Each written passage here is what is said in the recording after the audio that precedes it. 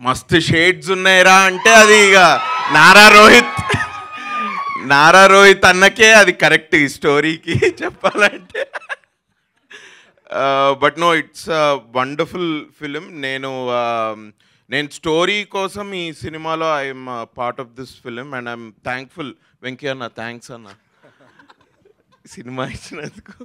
No, it's a very wonderful film. చాలా happy go lucky vibe తోటి చాలా పాజిటివ్గా చాలా బాగుంటుంది సినిమా.